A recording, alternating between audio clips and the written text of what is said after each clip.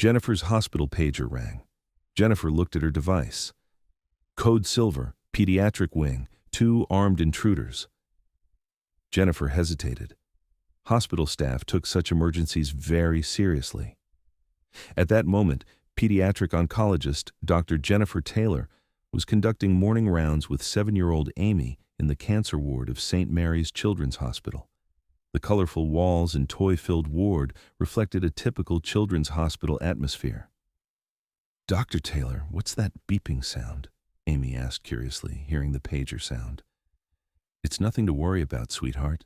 Just hospital business," Jennifer said in a gentle but tense voice to Amy. "Will you still read me a story after my treatment?" Amy replied in a hopeful tone. "Of course, honey. We'll read your favorite book about the brave princess," Jennifer said encouragingly, but she had already shifted into a completely different mental state.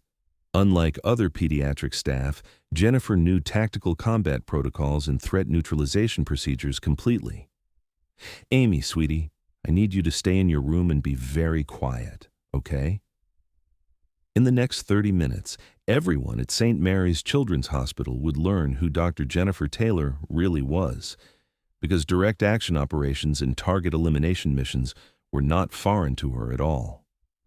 When she heard the security alarm and those familiar tactical footsteps in the hospital corridors, Jennifer's movement had changed. Her posture had changed. Even her hands moved differently, as if she had become a completely different person. Welcome to Hidden Legends. Before continuing with this powerful story, tell us in the comments which city you're watching from today, and if you believe stories like this should be told, hit that subscribe and like button. Dr. Jennifer Taylor was a 36-year-old pediatric oncologist who had been working at St. Mary's Children's Hospital in Denver for 5 years. She worked with pediatric cancer patients, standing by them during their most difficult times. She was calm, reliable, someone who could always recommend the right treatment at the right time. "Dr. Jennifer is our guardian angel," said pediatric nurse Maria Rodriguez. "When working with her, I know everything is under control, even in the most critical pediatric cases." But Jennifer's control ability came from very different places than a normal pediatrician's experience. The work routine at the hospital was the same every day. She started her shift at 7 a.m. and went home at 7 p.m. Cancer treatment, chemotherapy monitoring, pediatric diseases, family counseling, standard pediatric oncology work. But Jennifer's approach was different. Other doctors found Jennifer's response to crisis situations strange. "Jennifer, how do you stay so calm in the most stressful situations?" they would ask. "Training," Jennifer would say quietly. "Every situation requires a methodical approach and precise execution." This training came from a 12-year Army Special Forces career. 18B Special Forces Weapons Sergeant, hostage rescue operations, counterterrorism missions. Jennifer had conducted child rescue operations in the world's most dangerous places. Dr. Jennifer Taylor's real story began 18 years ago. She had joined the Army at age 18. But why? It wasn't family tradition. It wasn't economic necessity. It was something else. Since childhood, Jennifer had been interested in hostage situations, child protection, rescue operations under extreme conditions, saving innocent lives. "I want to save children in the most dangerous situations," she had told the Army recruiter. After basic training, she received Advanced Individual Training, AIT, then Special Forces Assessment and Selection, SFAS, Qualification Course, Q Course. She had shown exceptional performance. She had caught the attention of Counterterrorism Command. The 18B Special Forces Weapons Sergeant selection process was the toughest tactical training. Hostage rescue, counterterrorism, child protection operations, high-risk mission planning. Jennifer had managed to rank in the top 5 among female Special Forces operators. During her 12 years of active duty, Jennifer had served in various dangerous regions: covert operations in Afghanistan, Iraq, Syria, hostage rescue team, child extraction missions, counterterrorism operations, high-value target recovery. Jennifer's specialty was child rescue and hostage situations. Her most critical missions were school siege interventions, terrorist attacks, kidnapping situations, school hostage crises, scenarios with children under threat. She had completed over 150 successful child rescue operations. Jennifer's Army training wasn't just tactical operations, hostage psychology, child trauma management, crisis negotiation, counterterrorism tactics, specialized child protection skills. A Special Forces operator must be a complete protector, said Training Commander Colonel Sarah Martinez. In hostage situations, psychologist, negotiator, tactical expert, maximum life-saving with minimal violence. Jennifer had fully embraced this philosophy: child-focused operations, minimal force approach, psychological intervention, hostage situation de-escalation. Tactical knowledge was a perfect fit for civilian application. The most critical training was hostage rescue simulations, school attacks, hospital sieges, child kidnapping scenarios, realistic threat environments. Jennifer had learned to conduct tactical operations even in hospital settings. During a mission in Afghanistan, they had rescued 47 child hostages simultaneously during a school compound attack. Jennifer had combined hostage psychology expertise with Special Forces tactics to perform safe extraction of 12 children. After that mission, she had become one of the Army's most valuable child rescue specialists. She had specifically received medical facility operations training, tactical response in hospital environments. This training would be very useful in the hospital. After 12 years of active duty, Jennifer had decided to retire. PTSD symptoms, desire for normal life, commitment to civilian medical service. She had made a career change to pediatric medicine. "Why are you leaving the Army?" her commander had asked. "Because I want to continue child protection service in a peaceful civilian environment, same precision, violence-free setting." In medical school, Jennifer was overqualified: tactical psychology, crisis intervention, child trauma management. But instructors didn't question her detailed military background. "I've always wanted to work in the pediatric medicine field," Jennifer had said, "to help children in medical emergency situations." Pediatric oncology was a perfect match. The medical emergency environment felt familiar to Jennifer: high-pressure decisions, life-death situations, precise timing. But civilian, peaceful. When St. Mary's Children's Hospital hired her, Jennifer was an exceptional pediatrician. Patient care excellence, crisis composure, psychological expertise, but no one knew her extraordinary hostage rescue background. On Tuesday morning, November 15th, Jennifer was on her normal rounds: routine patient care in the pediatric oncology ward, cancer treatment, chemotherapy monitoring, family support, normal pediatric specialist work. At 9:30 a.m., Jennifer was monitoring Amy's post-treatment condition in the pediatric ICU. 7-year-old leukemia patient, successful treatment response, stable condition. "Dr. Taylor, when will my treatment end?" Amy asked in an innocent voice. "About 6 more months, sweetie." "But you're a very brave warrior," Jennifer said with professional warmth. But Jennifer had noticed unusual activity in hospital security communications. Security guards' increased alertness, administrative staff nervous behavior, unusual visitor restrictions. At 9:47 a.m., the hospital security system activated. Code Silver, Pediatric Wing, 2 armed intruders, all personnel lockdown procedures immediately. Immediate response began in the hospital.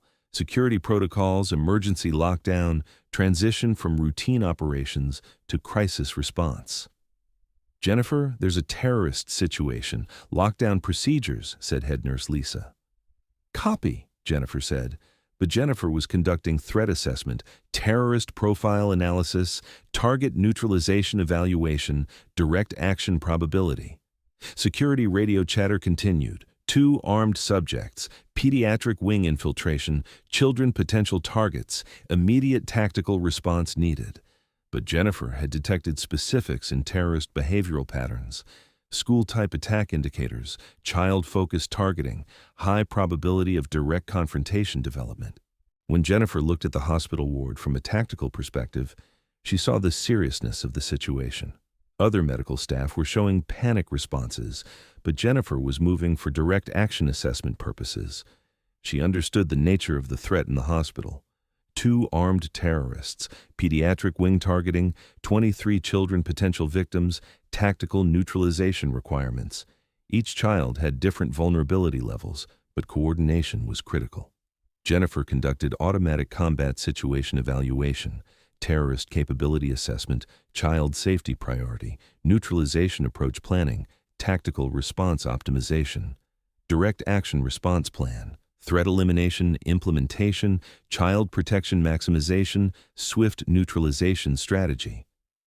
Jennifer's behavior pattern completely changed. Military tactical precision, combat operations coordination, systematic threat assessment. The pediatrician disappeared, Special Forces Direct Action Specialist activated. Jennifer took tactical engagement position in the pediatric ward.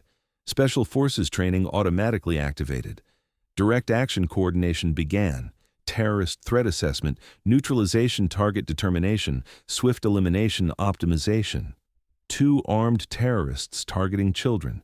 Intimidation tactics, violence preparation, threat advancement, immediate tactical intervention required.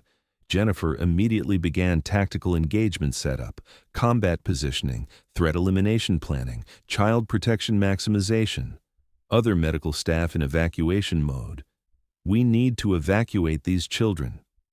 Standard evacuation impossible. We must activate immediate threat neutralization, Jennifer said with full Special Forces authority. Jennifer positioned herself in direct action position, advanced tactical combat expertise versus standard medical emergency response. Jennifer began providing advanced tactical guidance in the pediatric ward. Combat technique, professional elimination coordination, threat neutralization management, first terrorist immediate threat situation, child advancement, weapon ready, violence imminent, situation requiring immediate tactical response. Jennifer's combat expertise kicked in, optimal neutralization approach calculation, tactical positioning assessment, swift elimination tactics. Hospital security officers watched in amazement.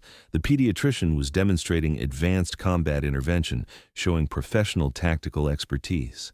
2 terrorists, child threat emergency.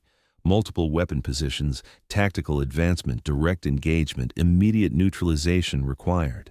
Jennifer provided perfect tactical intervention, combat technique implementation, threat elimination direction, swift neutralization coordination. Thanks to Jennifer's expert tactical intervention, the response team swiftly neutralized the 2 terrorists. Multiple children saved, threat eliminated, children safe. Incredible, said the tactical response coordinator. Are you special operations? Jennifer hesitated. Decision moment. Former Army Special Forces, Direct Action Specialist, 150+ successful tactical operations, Jennifer said quietly. Complete silence from hospital staff. The community's beloved pediatrician was actually an elite military tactical expert. Army Special Forces? You were a military combat specialist? Security Chief Martinez asked in amazement. 12 years active duty, direct action, counterterrorism, tactical elimination operations specialist. Hospital crews were grateful for expert tactical intervention. Ma'am, professional combat coordination saved multiple children's lives. The protected children learned of Jennifer's heroism. Amy was very emotional. Dr. Taylor, I didn't know you were a soldier, but I always felt you were very strong. Amy, I'm still the same person, still your doctor, still here for your medical care. Patient families expressed gratitude. Our children always felt safe in Jennifer's presence. Now we know why. Jennifer continued normal pediatric duties, but colleagues saw her differently. Respect mixed with admiration. How do you transition from Special Forces to pediatrician? Asked young Dr. Sarah. Both jobs are related to life-saving. Different environments, same mission. Jennifer's former Army teammates learned the news. Messages and phone calls came from around the world. Heard about the hospital tactical operation, classic Taylor combat precision. Once Special Forces, always protector. Proud of your service in civilian life, retired Commander Colonel Martinez called personally. Jennifer, I'm proud of you. Perfect tactical response under civilian conditions. Colonel, I just did what our training taught us, protecting children's safety. Exactly what we were trained for. Protection service continues in different forms. Jennifer's story isn't just about tactical heroism. It's about the evolution of protection service spirit, the medical application of military tactical skills.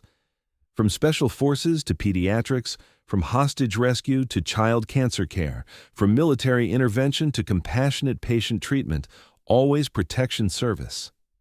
Special forces taught me to fight. Pediatrics taught me to heal. The community taught me that both skills are valuable. When hospital attack survivors see Jennifer, they say, "Real protectors don't abandon the fight. They find new battles worth protection." Jennifer's tactical precision that day was the medical application of Special Forces training, military crisis expertise applied in hospital emergency. I'm no longer a soldier, but protection spirit never ends. Service continues. Mission changes. Children will understand in the future. Protective love takes many forms. So I ask you, do you know veterans who quietly serve in your medical community? Those with hidden military tactical backgrounds quietly contributing in civilian medicine? Share your experiences in the comments. Because at Hidden Legends, we believe the greatest protectors usually serve in the most critical moments. If this story touched you, share it, subscribe, and help these important veteran stories continue. See you in the next legend. And remember, next time you see a pediatric emergency, hospital crisis, medical emergency, you might encounter medical workers with military tactical backgrounds. Real heroes transform their service forms, but protection precision is eternal.